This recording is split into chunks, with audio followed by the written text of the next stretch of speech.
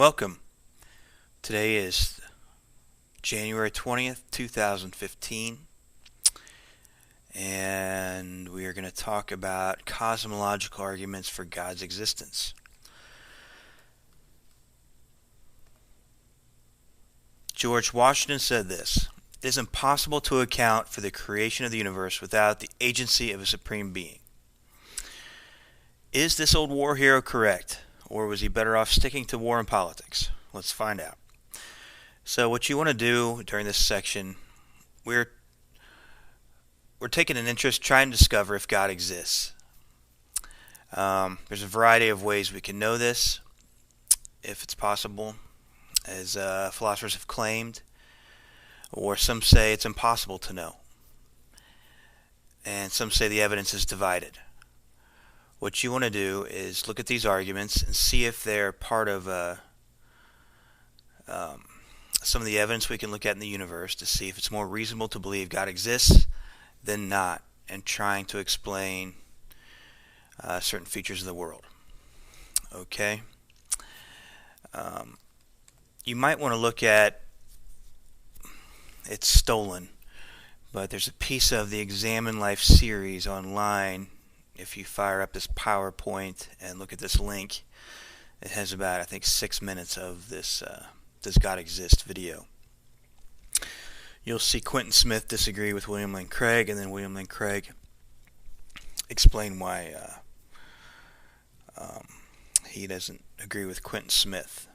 But you're exposed to some of the different philosophers. I think Van Inwagen's on there and some others.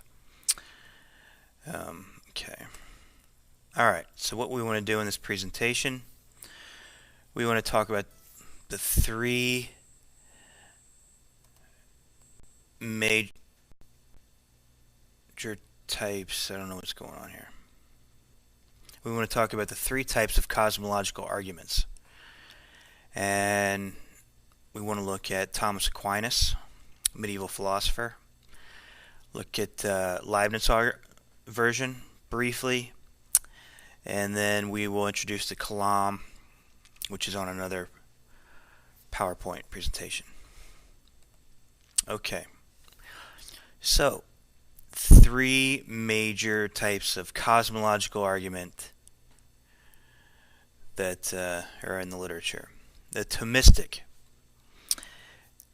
This version of the cosmological argument says no series of X would not exist without a first Y.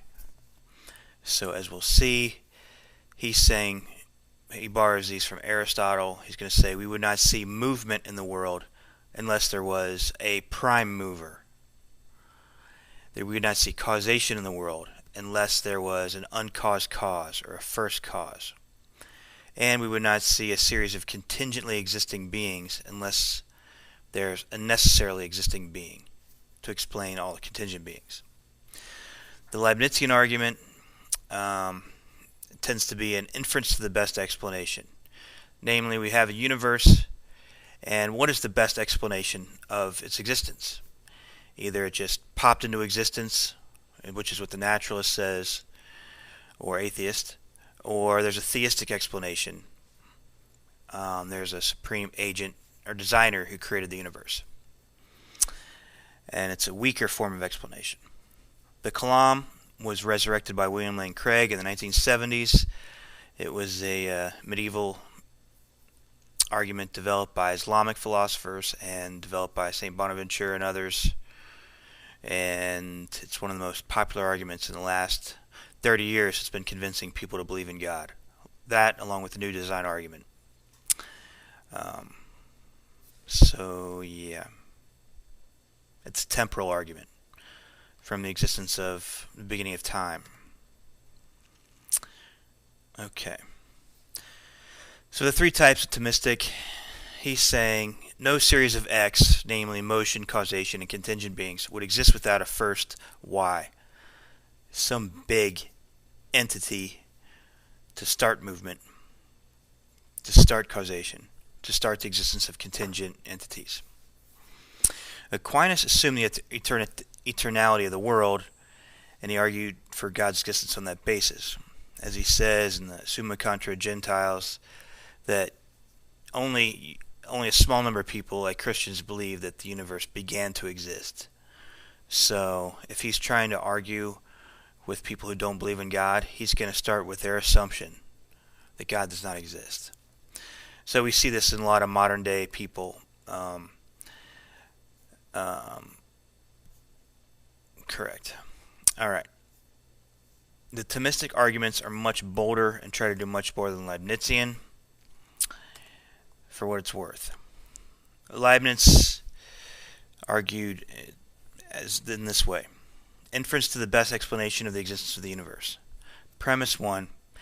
Every existing thing has an explanation of its existence, either in the necessity of its own nature or in an external cause. Premise 2. If the universe has an explanation of its existence, that explanation is God. Premise 3. The universe is an existing thing, so we can conclude that, therefore, the explanation of the existence of the universe is God. The Kalam, or temporal cosmological argument, aims to show the universe had a beginning at some moment in the finite past, and since something cannot come out of nothing, must therefore have a transcendent cause which brought the universe into being. So premise 1, whatever begins to exist has a cause. Premise 2, that the universe began to exist. Premise 3, therefore the universe has a cause, and that cause is personal. So let's briefly look at Thomas Aquinas, his 5 ways, or his 5 arguments for God's existence.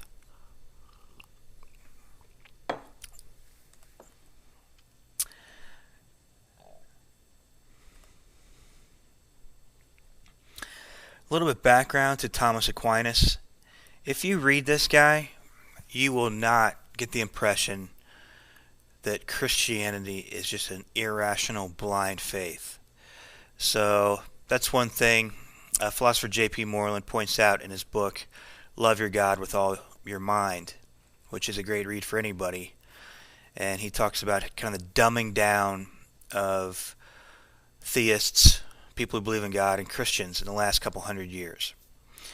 And he explains some of the sociological reasons behind that in that book. But if you read Aquinas, if you read Leibniz, if you read St. Augustine, you realize that, and even if you just read the words of Jesus and Paul and Peter, who encourage a life of the mind and command to love your God with all your mind. And Peter says, 1 Peter 3:15, be able to give a reason for the hope you have within you. And Paul continually uses arguments, whether he's arguing with Jews or the Epicureans and Stoic philosophers in Athens in Acts 17. He's always using arguments. Jesus' arguments when he deals with the Pharisees and Sadducees are brilliant. So, yes, Christianity is not a blind faith, though a lot of preachers in the last few hundred years have implied that it is. All right, so Thomas Aquinas, basically, parents hoped he would become a certain type of ecclesiastical authority, but he actually liked the Dominican monks better than the Benedictine monks, and his family was so upset at this that they kidnapped him, and he was locked away and tempted by his family, supposedly with prostitutes. But since he proved himself to be a man of character, they let him go and become a Dominican monk. His nickname was the Dumb Ox and the Angelic Professor. And Albertus Magnus said, quote, we call this man a dumb ox, but his bellowing and doctrine will one day resound throughout the world. And that was prophetic. Alrighty. So his 5 arguments for God's existence begins with a particular series of effects and argues for a particular aspect of God's causal nature, or divine causality. And he means these to answer the 2 major objections against God's existence, or theism, evil and naturalism. So 2 objections to God's existence, or theism. One is the objection from evil. I'm actually having a dinner with Professor Martin this Thursday, But basically, objection from evil, ignore this fancy writing on the PowerPoint. It's just, wow. If a good, loving, powerful, and omniscient God exists, how can there be evil in the world? So, given the existence of evil, or there's so much evil, it's probable that God does not exist. So that's still one of the major objections to God's existence, is from evil. You hear in movies today, and everybody feels that emotional problem in their guts at one point in their lives. So, the second objection is that naturalism explains everything. Science explains everything. Why do we need to appeal to God? We can explain everything with science. Or we can, in the future, we will be able to explain everything with science. Or we just don't need science. We don't need an explanation of it. Okay? So this one is also still a very popular argument against God's existence. So these are the two major objections against God's existence that have been around for thousands of years. So it's interesting how Aquinas answers these. He kind of takes this attitude. The best defense is a good offense. So he actually delivers these 5 ways, these 5 arguments for God's existence in response to the most substantial objection to God's existence, the problem of evil. And it's a very interesting tactic. Instead of providing an explanation of how evil's presence in the world makes sense if there exists an all-powerful and all-good God, Aquinas simply attempts to show that there are overwhelming reasons to believe in God's existence. So the strategy seems to be that positive reasons to believe in God should trump this argument against God's existence. A fancy way to say this is one man's modus ponens is another man's modus tollens.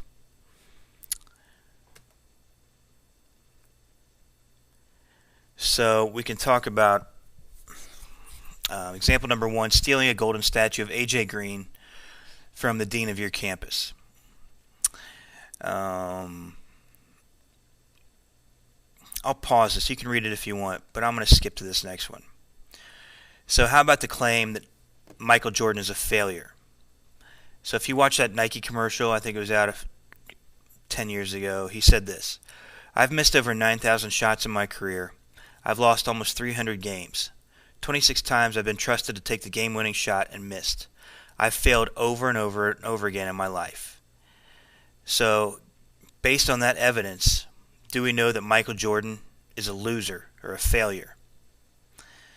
Now, of course, if you focus on the negative, you would never think that he was a success and the basketball superstar he was. So, you get the point. If you tally up all of Michael Jordan's accomplishments, those overwhelm the evidence that he was a loser. Make sense? So that's Aquinas' strategy, is to talk about all the reasons why we should believe in God's existence and ignore the arguments from evil. Alright, so let's do some work before we talk about the first way of Aquinas. So since Aquinas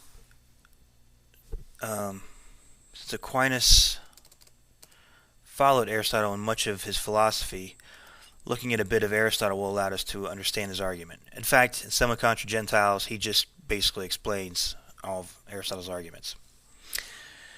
So this argument is a modification of an Aristotelian argument found in the Physics 2, but we should note that Aristotle's God is not a personal God. Aristotle was a deist. He thought God was a being that didn't even know humans existed. This God just sits there and thinks about thinking. Alright. Let's look at Aristotelian cosmology, which was Pythagorean. Everybody believed this for thousands of years. Excuse me. So the prime mover was the outer sphere, God, and everything else moved as a result. So you have glass-shaped spheres, which all the planets and the stars were embedded in. and they all shifted around Earth, which is right in the middle. Okay? And so yeah, for Aristotle, the celestial spheres were perfect objects constructed of the fifth element, ether. The outer spheres are causally responsible for movement in the lesser spheres, and the prime mover is a perfect outermost sphere responsible for moving the rest of the spheres. So this is actually what it appears when we look out and we see stars shifting during the night, and it's just the celestial spheres moving around the Earth. Okay, the sun moves around the Earth, all the planets move around the Earth, stars move around the Earth on these spheres. So if you guys know that old hymn, "This is My Father's World," they talk about the music of the spheres. They thought that it's kind of a celestial music you could hear, this divine music from all the spheres moving. Alright, and on this worldview, astrology kind of makes sense, because everything is causally connected. So if you have Saturn way out there in a certain position, Jupiter in position, Mars in position, if everything's causally related, if we are causally connected to Saturn by this domino effect from these spheres acting in it on us, then yeah, if Saturn's in a certain place, we might be melancholy. Or Jupiter's in a certain place, might be melancholy. Or you do your birth chart or whatever, and the position of the planets could have a causal impact on us down here. Alright, now I don't endorse that, but at least it makes causal sense based on the Aristotelian physics.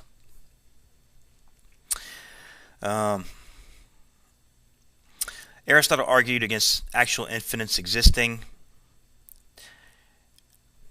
We'll skip these types of regresses, but you can read that if you want and pause it. Basically, we don't want vicious infinite regresses. They don't explain anything.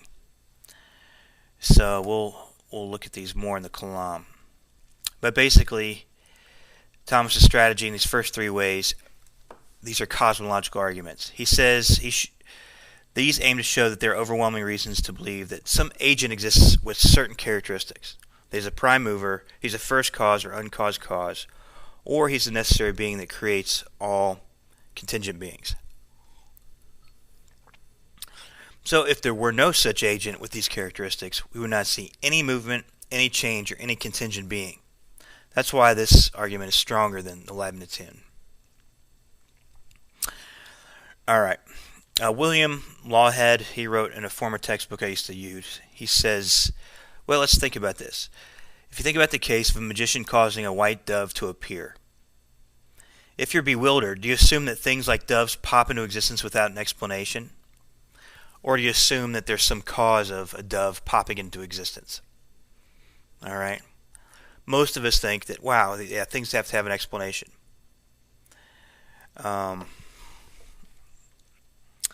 Or you have light bouncing off the side mirror of a 2008 F-150 pickup truck.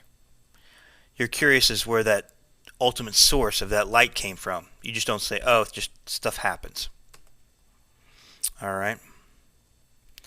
3-minute philosophy. Some of those guys think they do some things are funny, some things are crude, so I don't show those anymore in class. The first way, God is the unmoved mover. Premise 1. There's an impossibility of an infinite regression of instrumental movers. Premise 2. You never get the chain going if every moving thing is waiting on something else to move it. Premise 3. Unless there's a prime mover, we don't have movement. And conclusion, premise 4. Since we have movement, there is a prime mover, and this is what we call God. Okay? So, a good way to illustrate this is a train. If you imagine a train track with 100 railroad boxcars sitting on the tracks. The cars are not self-movers. The only self-mover in a train is the engine. So there would be no movement at all without a prime mover or engine. The cars would simply sit there on the train tracks. So what he's saying in this argument is, wow, we see movement in the world, which is analogous to train cars moving. And you just don't say, oh, train cars just move. Or you don't say, oh, things just move in the world. You appeal to, rationally, there has to be a prime mover or something to start movement in the universe originally. Make sense? Alright. So, objection to this, the initial fatal objection, is that Aquinas' first way presupposes the false Aristotelian cosmology. So given this, the argument does not necessarily work. The movement of the earth is not dependent upon the movement of the stars and the outer spheres. And we've thrown out this view that there's that fifth element. And modern cosmology tells us there are no outer spheres. So the argument would have to be reformulated in modern terms for us to evaluate it properly. So let's reformulate it in light of the intuition. Or you can try that. We're not going to do that here.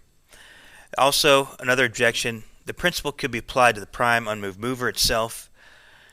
In other words, the argument does not work because the prime mover or train engine itself needs a cause of its movement. And because everything is moved, there has to be an unmoved mover. That unmoved prime mover needs a cause of its movement. And even if you don't buy those three objections, the fourth one, even if you get an unmoved mover, it does not get you Jesus or the God of Christianity. It might get you the Aristotelian God, where God is just moving the universe but isn't aware of us, and we can't pray to this God. So think about it. What do you think about these objections to this argument? So I should say we want to be careful and not ask this first question. It's a category mistake to ask what caused God. So Aristotle would say, listen, God is the uncaused cause, or the prime mover. So to ask what moved God, it doesn't make sense. God, by definition, is the unmoved mover. To say ask what caused God is incoherent to Aristotle and Aquinas because God is, by definition, the uncaused cause. It's not a thing that needs an explanation. It always was. It's prime mover, that type of thing. So a category mistake in philosophy is asking questions of it that don't apply to the nature of the thing. So it's like asking, what does a G chord smell like on the guitar?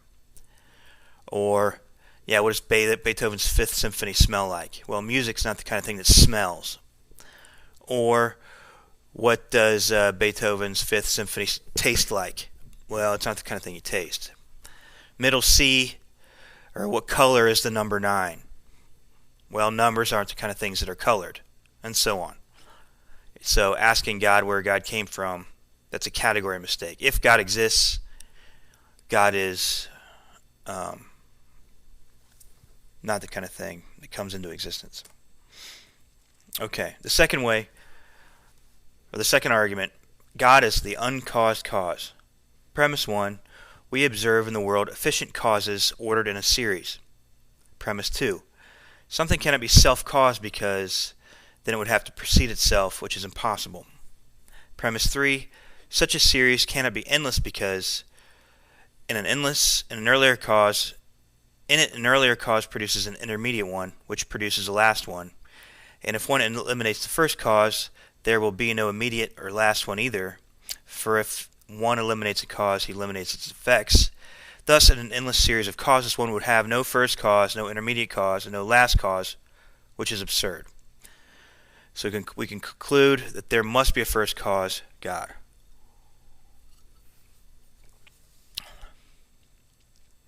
So William F. Lawhead reformulated this and said this. Premise 1, the world contains things whose existence depends on some cause.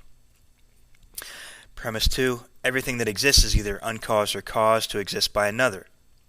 Premise 3, there cannot be an infinite regress of causes. Premise 4, so there must be an uncaused first cause. Premise 5, an uncaused first cause is in part what we mean by God. Conclusion, premise 6, therefore God exists. Does that make sense? Just adding up dominoes, you have to explain what knocked over the first domino. You can't just explain dominoes falling by putting other dominoes falling. Alright. We can talk the second way revisited. Remember, Aquinas assumes that the universe is eternal. So these are not events in temporal succession, as we will assume in the Kalam. If we reformulate this in language, we can appeal to the chandelier example to help us visualize kind of series of causes. So think about a chandelier at the end of a golden chain.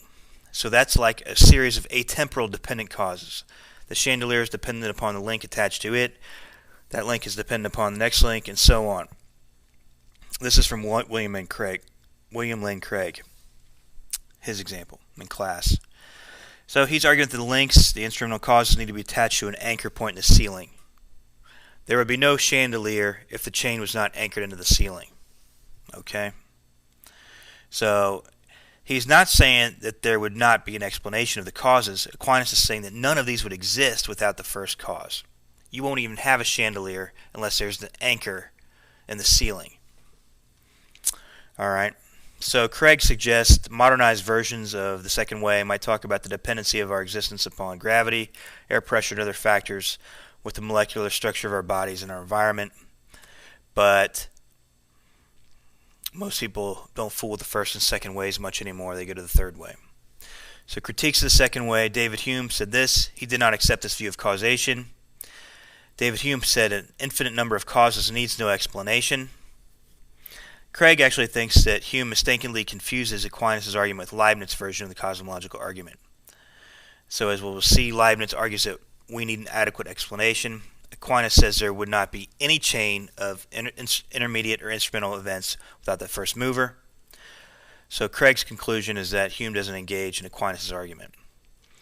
Kant thought that God transcended the universe and that we cannot infer past our sense experience, so there's no way to know if we found the uncaused cause. This cause may simply be due to our ignorance. Dinesh D'Souza, a Christian, actually defended this Kantian view. So this stuff's still around. Additional problems with the second way. Atheist William Rowe, emeritus at Purdue, he says, he asks what a non-temporal series of causes is. Craig says, well, we can use the chandelier example. William Rowe also says that even if it works, we still do not get the Judeo-Christian God. Matter and energy might be the uncaused cause of the universe.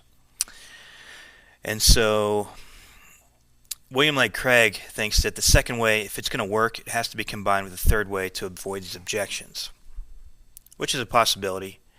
You might be able to shore up the second way with the third way and then have compelling reason to believe in God's existence. All right, let's think about this distinction, necessary versus contingent. There are different types of necessity in philosophy, but we're not going to worry about those right now. We're just going to think about them as follows. Contingent things are things that could be otherwise. So, Barack Obama is the President of the United States. This is not a necessary fact of the universe. It's contingent upon how Americans voted in the last election. Okay? We might elect Justin Bieber in 2036 to be the president. But it's not a necessary fact that Justin Bieber is going to be the president. It's going to be contingent upon how Americans vote in 20 years. Okay? So necessary things are things that couldn't be otherwise. Math and logic are usually taken to be necessary. So history is not necessary. It's contingent upon how things unfolded in America. So if you go to Cybertron, an American history book is not going to work there. It's not going to describe Cybertron history. It's not going to make any sense on Tatooine or the planet Vulcan. Okay? But guess what? Your math book and your logic book, both of those will work on Tatooine, Cybertron, and Vulcan. Alright? Math is the same everywhere in the galaxy. History is different everywhere, because history is contingent. A contingent being is a being whose existence depends on something outside itself, such that neither its existence nor its non-existence is logically necessary. A necessary being is a being who contains the reason for its existence within its own nature. So, we'll just focus on the necessary being of God. But a contingent being is if I grab this Play-Doh here and I make Mr. Bill. So I make Mr. Bill out of Play-Doh in front of me, and Mr. Bill is a contingently existing entity. If I didn't choose to mold that Play-Doh, it wouldn't exist. Alright, so all humans are contingent. None of us have to have existed. We're contingent upon our parents creating us. Alright, the third way, or the third argument for God's existence, of Thomas Aquinas, and it's the most popular of his arguments today. The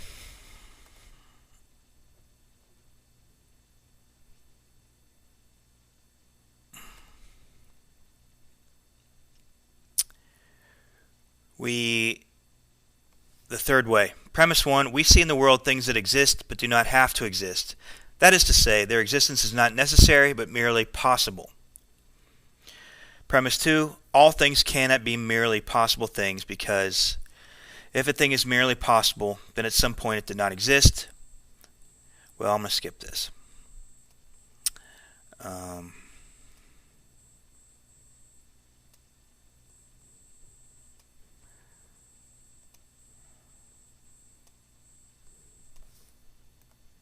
Premise 3, a necessary thing may owe the existence of its existence either to another thing or itself.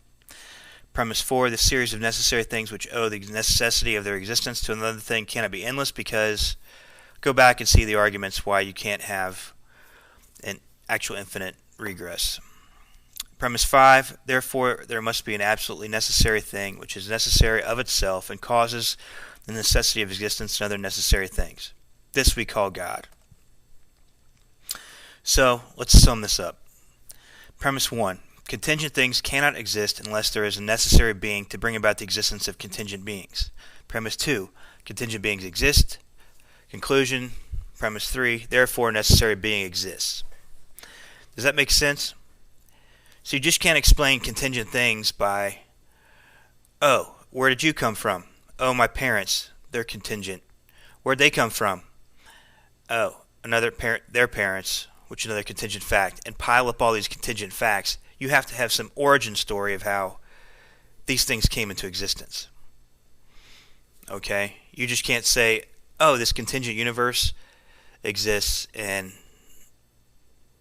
that's it. Alright?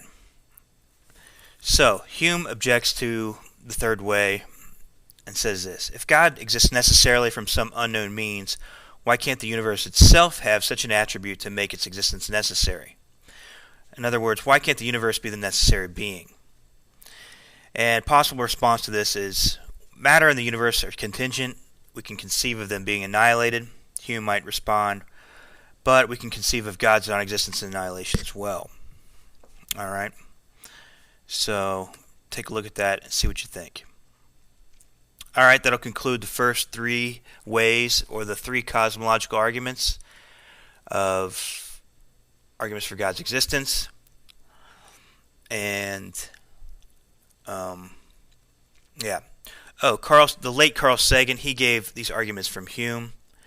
Personally, I think this argument is very intuitive. Yes, you can't just pile up contingent things and not appeal to it.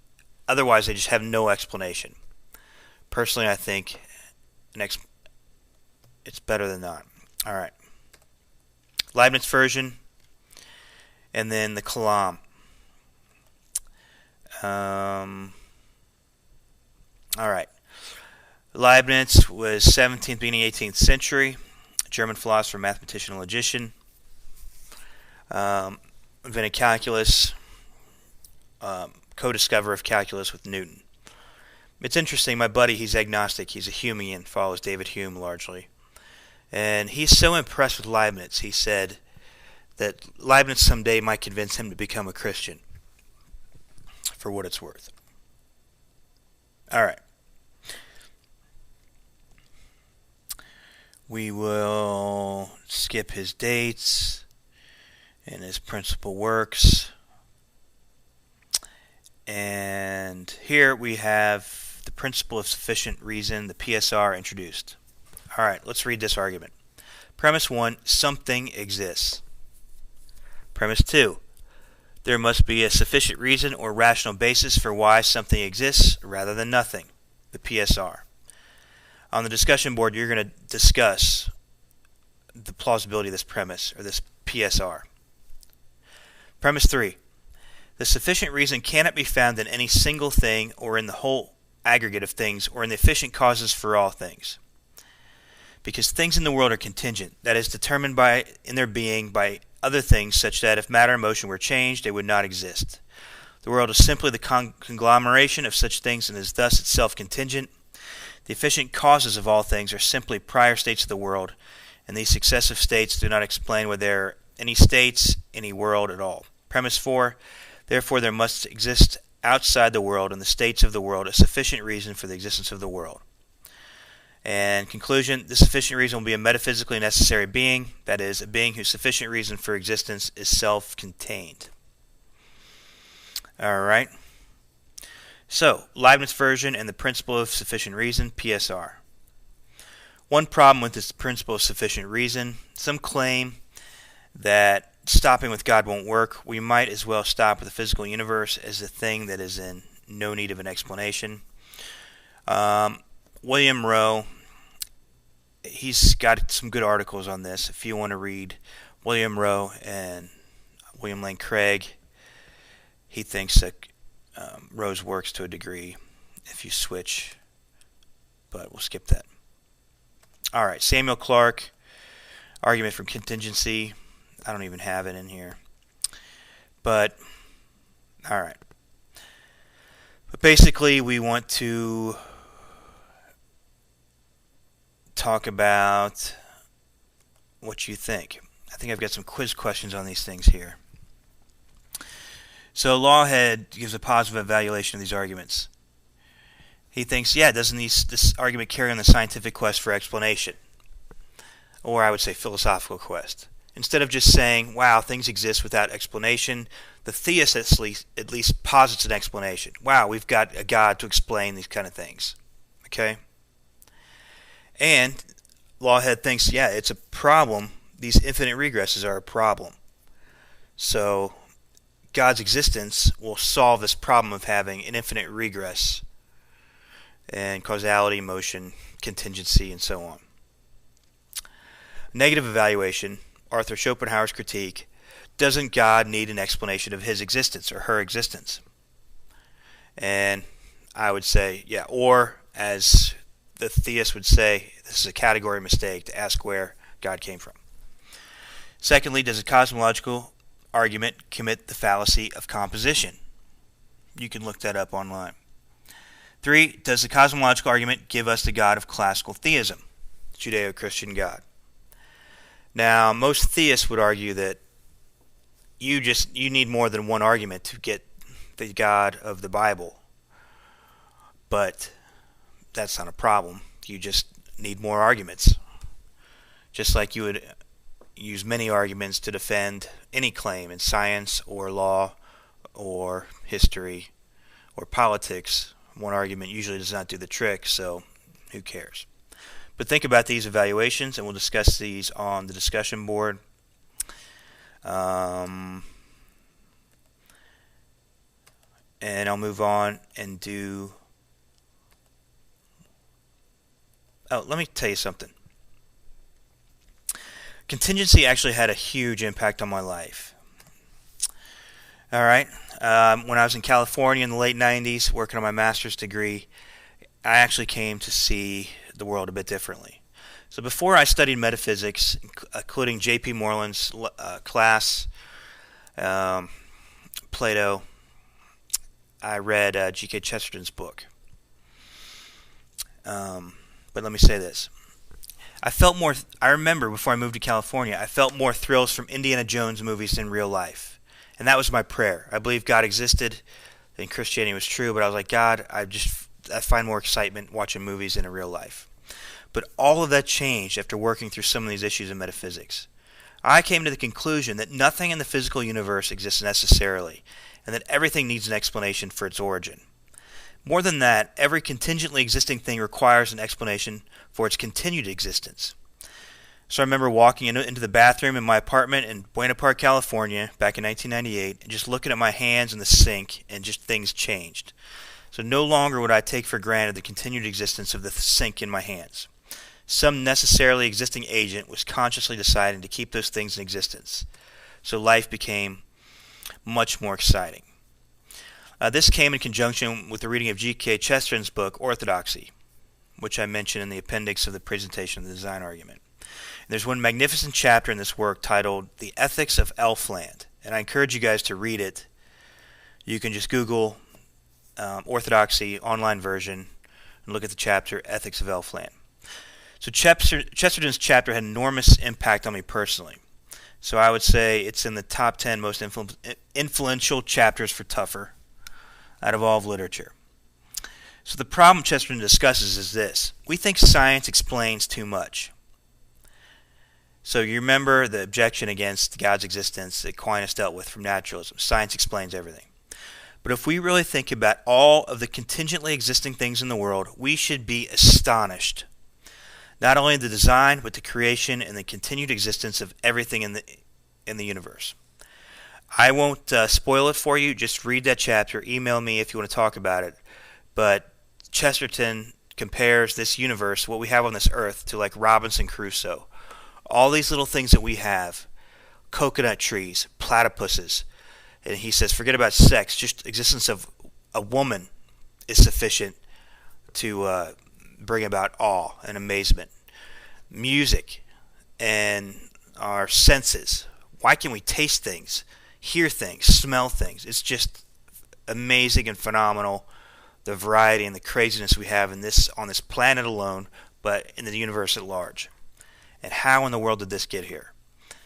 So yeah, read that chapter, email me, tell me what you think. In my classes, I play this Mythbusters thing. It's blasphemous, but it's kind of funny. And that's about it. All right. This is Cosmological Arguments. And we're done. Bye-bye from Mason, Ohio. And go check out the Kalam and discuss this stuff online.